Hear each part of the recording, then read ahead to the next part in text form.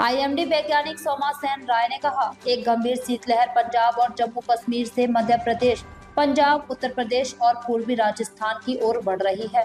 कल सुबह पंजाब, हरियाणा, उत्तर राजस्थान जैसे क्षेत्रों में घना कोहरा हो सकता है।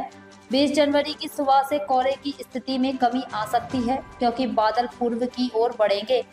21-22 जनवरी के आसपास पहाड़ी राज्यों, विशेषकर जम्मू कश्मीर, हिमाचल प्रदेश और उत्तराखंड में बारिश और हिमपात की संभावना है। 22 और 23 जनवरी को पंजाब, हरियाणा और उत्तर प्रदेश में हल्की बारिश और तूफान की गतिविधि हो सकती है।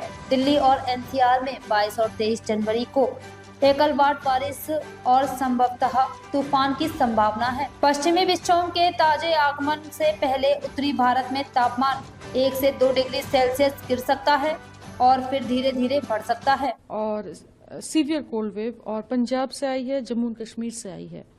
कोल्ड डे का स्थिति आपका मध्य प्रदेश से, पंजाब, उत्तर प्रदेश और ईस्ट राजस्थान से आई है। आगे का अगर स्थिति देखते हैं तो एक और पश्चिम विक्षोभ अप्रोच कर रही है, जो अभी 55 डिग्री ईस्ट उसका सदर्न मोस्ट लैटिट्यूड होगी, 28 से 30 डिग्री नॉर्थ। ये सिस्टम धीरे धीरे ईस्टवर्ड आ रही है, जिसके चलते हम आप देख सकते हैं कि ये जो क्लाउड मास है धीरे धीरे ईस्टवर्ड शिफ्ट हो रही है।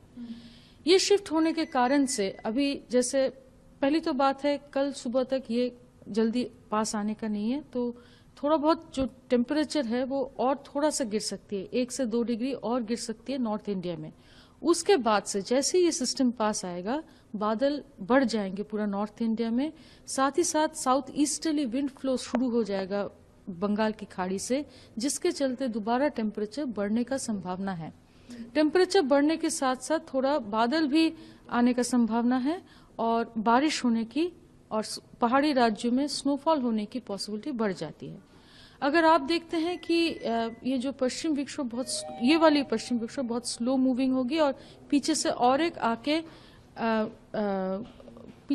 एक आके उसमें जुड़ जाएंगे, जिससे कि ये सिस्टम का लॉन्जिविटी नॉर्थ वेस्ट इंडिया के ऊपर वेदर के हिसाब से ज्यादा रहेगी। ये जो पश्चिम विक्षोभ जो वेदर देगी, पहले तो पहाड़ी राज्यों में सबसे ज्यादा वेदर रहेगी, यानी कि scattered to fairly widespread snowfall होने की संभावना है, खासकर जम्मू एंड कश्मीर, हिमाचल प्रदेश में और थोड़ा बहुत उत्तराखंड में भी। मेन जो वेदर होगी 21, 22, 23 तारीख के आसपास रहेगी। साथ ही साथ प्लेन राज्यों में भी आपका 22 तारीख के आसपास, 22-23 तारीख के आसपास, जैसे पंजाब, हरियाणा और यूपी में आपका थोड़ा बहुत थंडरस्टॉर्म एक्टिविटी और लाइट रेनफॉल जरूर रहेगी। और जैसे आपका टेम्परेचर बढ़ जाएगी, उससे पहले आपका जैसे कल मॉर्निंग में फॉग कंडीशंस रहेगी, जैसे आज फॉग है वैसे ही कल भी सुबह फॉग होने की पॉसिबिलिटी है और वेरी डेंस फॉग होने का संभावना है, खासकर पंजाब और हरियाणा और नॉर्थ राजस्थान और थोड़ा बहुत नॉर्थ वेस्ट यूपी में, तराई रीजन में। और परसों सुबह ये सारा फॉग रिड्यूस करके डिस्ट्रीब्यूशन वाइज और इंटेंसिटी वाइज भी रिड्यूस करके सिर्फ फोकस रहेगी पंजाब, हरियाणा, राजस्थान के ऊपर। और उसके बाद यानी कि 19 तारीख के सुबह से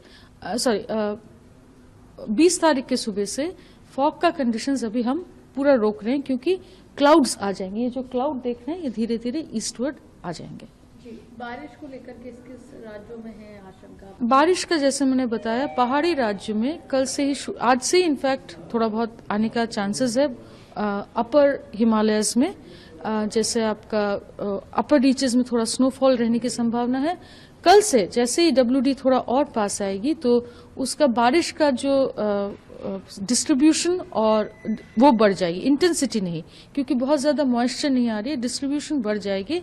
और पहाड़ी राज्यों के अलावा इसका जितना, जैसे मैंने बताया, पीछे से और एक वेस्टर्न डिस्टर्बेंस आ रही है, वो दोनों इसके साथ मिलने की संभावना है। तो 21-22 तारीख के आसपास बारिश का मात्रा भी बढ़ जाएगी, डिस्ट्रीब्यूशन भी बढ़ जाएगी, प्लेन्स इफेक्ट होना शुरू हो जाएगा। यानी कि 22 और 23 तारीख को उम्मीद है कि पंजाब, हरियाणा और राजस्थान के साथ साथ यूपी में भी बारिश होने की संभावना है। दिल्ली NCR की बात करें तो यहाँ पर संभावना लगेगी? दिल्ली एनसीआर में भी जैसे हमने बताया 4 से 5 दिन पहले से हम बता रहे हैं कि आइसोलेटेड रेनफॉल, थोड़ा बहुत थंडरस्टॉर्म का भी पॉसिबिलिटी रहेगा। वो रहेगा मेनली 22 और 23 तारीख को। तो अभी हम थंडरस्टॉर्म का चेतावनी इतना पहले से नहीं देंगे, मगर जितना पास आएंगे वेदर को हमारा अंडरस्टैंडिंग बढ़ेगा तो हम उसी हिसाब से इंटेंसिटी डिसाइड करेंगे। क्या इन चेंजेस टेम्परेचर डाउन होगा आने वाले दिन? जैसे मैंने बताया 1 से 2 दिन तक आपका टेम्परेचर अभी 1 डिग्री या मैक्सिमम 2 डिग्री फॉल होगा। उसके बाद से राइज होना शुरू होगा, क्योंकि बादल आने से आपका मिनिमम टेम्परेचर गिर नहीं पाता है।